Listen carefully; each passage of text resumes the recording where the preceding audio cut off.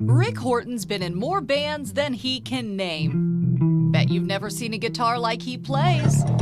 You'll see why in a minute. First, meet Rick. I'm born and raised in Greenfield, lived here all my life, and I just enjoy the small town atmosphere out here. I never thought I would kind of help put Greenfield on the map.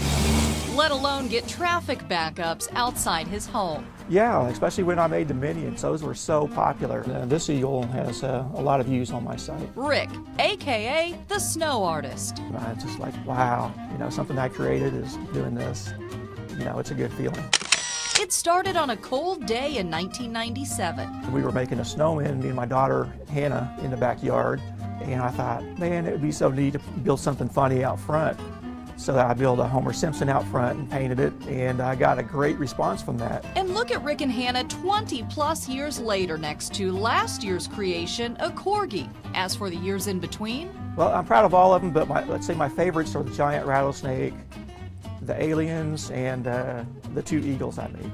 Some of them I come up with the night before. I just go out and create it. Yeah, see, I couldn't think of anything to make, and I was sitting there messing with my new iPod. I thought, I'm gonna make an iPod. Easy for Rick to say he has the art gene. His dad painted this, in fact. Now I've created all the woodwork on this old house. I've created my own fishing lures, and I just like to create. One of my favorite things right now, my big hobby, is my RC airplanes. So if there's something not available that you want, you just make it? I can, or if there's something I really want my own thing, like the bass guitars, that's when I thought, I want something as original as I am, so I created those bass guitars. And I have actually created my own tools to carve snow with.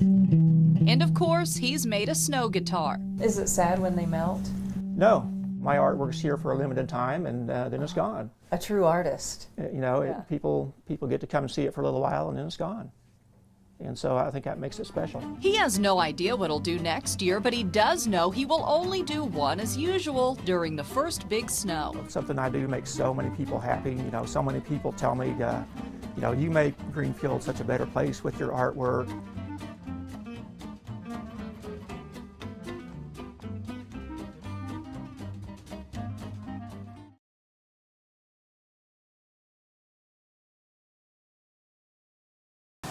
It was December 17th. People were gearing up for the holidays when all of a sudden, this 55-plus living facility in Lawrence burst into flames. Somebody knocked on my door. They said, you need to get out. You need to get out right now. Ain't nothing salvageable.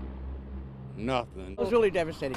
Firefighters miraculously got everyone, including a 95-year-old woman and several people with disabilities, out okay. You can see where they kicked in the door. There was some property loss, but there again, property can be replaced and lives can't. More than a month later, and investigators are still trying to determine a cause. They haven't yet been able to pinpoint how or even where this fire started. Some of those apartments on the end, Angela, are down on the first floor. Right. Just that this entire east portion of the building is a total loss. This amazes me too. The community stepped up, donating clothes, appliances, toiletries, everything they could to help those that lost almost everything. I had what I had on my back. We've been through heck, everything.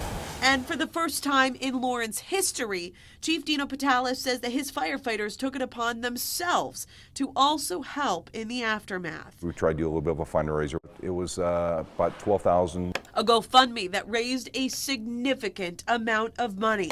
The fire department divided that among the 30 people that lived in these units, the ones that burnt down completely. I know that's not all the money in the world, but it's money they wouldn't have had. They were happy to have something. Some people are using it for their security or down payment on a new place to live, or some essentials they need. I don't know. But now some backlash. A handful of people that lived on the west side of this building saying they too were displaced, that they should have also gotten a piece of the pie. I feel that we all should have got some of that money. That should be enough for everybody.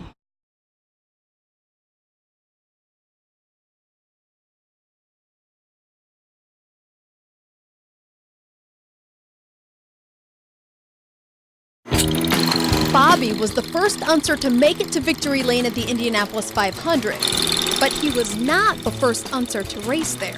His big brother Jerry came to Indy as a rookie in 1958. 1 year later, he died from injuries sustained during a crash in practice. I think we're a family that accepts things the way they are. Sometimes you don't like them. That's for dang sure. When I talked to him the day before he passed away, he didn't think he was going to die, and he wasn't talking about that. He was talking about getting me a car to drive. Not only did Bobby get a car to drive for the Indy 500, Bobby Unser has won at Indy. he won it 3 different times. An incredible accomplishment, especially for someone who never thought he could actually win there. I really down deep didn't think that I had enough talent to come here. I thought, wow, that's not the place for me. I'm a small town country boy, I'm doing okay. But go to Indianapolis, I didn't see it. In 1970, 2 years after Bobby's first win, He takes it, and it's all over. his brother Al made his way to Victory Circle. Here we come, though, to the checkered flag for Al Unser. Something he would do 3 additional times, And it's just hard to fathom. making him one of only 3 drivers ever to win the 500 4 or more times. Before long, his son, Al Jr., also known as Little Al, came along. And at age 9, while sitting atop phone books so he could see over the steering wheel of his go-kart, he too started winning, but not without a little help from his Uncle Bobby. And I told his dad, I said, kid needs some power. I said, it's got to go faster. So I threw it in the back of my truck, took it down to our shop, and put some nitro in it. And the kid way went all the races. I told his dad, I said, see there, kid just needs a little power, you know. Al Jr. leads. Just like his father and Uncle Bobby, Al Jr. made his way to Indy, but it was a bit of a bumpy start. The first time that I was in an Indy car driving out onto the racetrack, and this happened in April of '83 with the rookie orientation program, which I failed miserably. Yeah, I never heard that.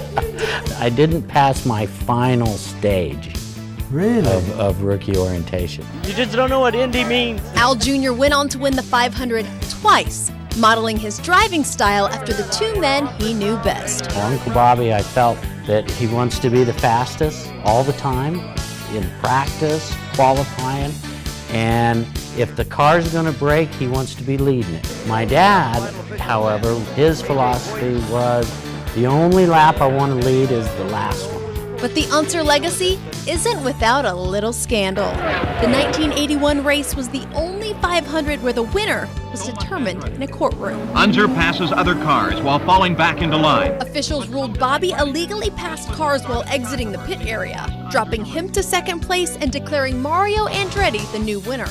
Ultimately, the results were reversed in court, giving Bobby the win and making him and Mario mortal enemies. Well, it's over with. Let me talk, Bobby. Okay, it's your turn. That was until Bobby was battling some health issues not long ago. And while laying in his hospital bed, the phone rang. He starts talking to me, and I said, who is this? He says, don't you know my voice? He says, it's Mario. I thought, damn. He's going to get over being mad before I am. But if he could go back to that race in 1981, would he do anything differently? Yeah. Pass more cars. Pass more cars.